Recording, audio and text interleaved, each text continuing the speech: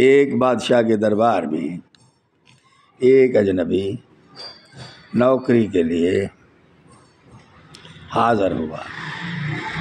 قابلیت پوچھی تو کہا سیاسی ہوں۔ بادشاہ نے اسے گھوڑوں کے استبل کا انچارج لگا دیا۔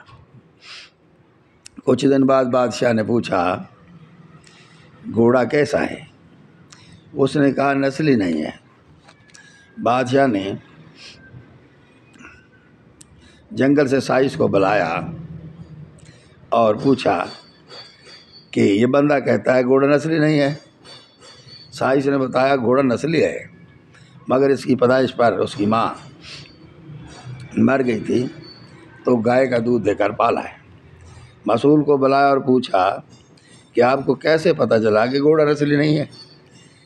جب یہ گھاس کھاتا ہے تو گائیوں کی طرح سر نیچے کر کے کھاتا ہے، گھوڑے جب گھاس کھاتے ہیں تو سر اونچا کر کے کھاتے ہیں۔ بادشاہ نے مسئول کو انعام کی گوشت، گندم وغیرہ دی اور اس کو ملکہ کے محل میں تعینات کر دیا۔ چند دنوں بعد ملکہ کے بارے میں رائے مانگی۔ اس نے کہا طور و اتوار تو ملکہ جیسے ہیں مگر شہزادی نہ ہے۔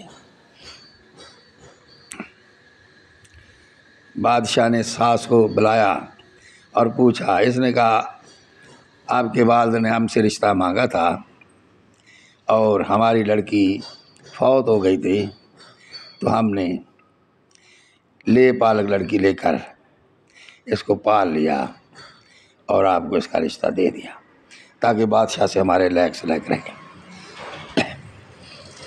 بادشاہ نے مصاحب سے پوچھا کہ تجھے کیسے پتہ چلا یہ شہزادی نہ ہے؟ اس نے کہا اس کا ملازموں کے ساتھ سلوک جاہلوں جیسا ہے۔ بادشاہ خوش ہوا اور انعام کے نام بھیڑ بکریاں دیں اور اپنے ساتھ دربار میں تعین کر لیا۔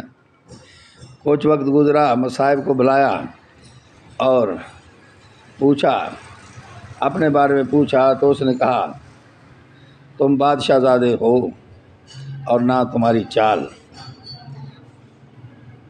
چلن بادشاہوں جیسا۔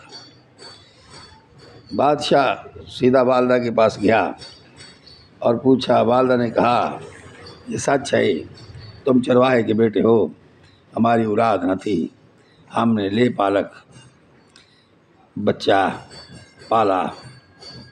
اور بادشاہ نے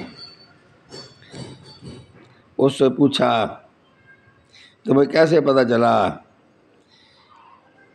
تو جب کسی کو انعام، اس نے کہا جب بادشاہ کسی کو انعام دیتا ہے تو ہیرے جواہرات اور موتی دیتا ہے، نہ کہ بھیڑ بکریاں اور کھانے پینے کا سامان۔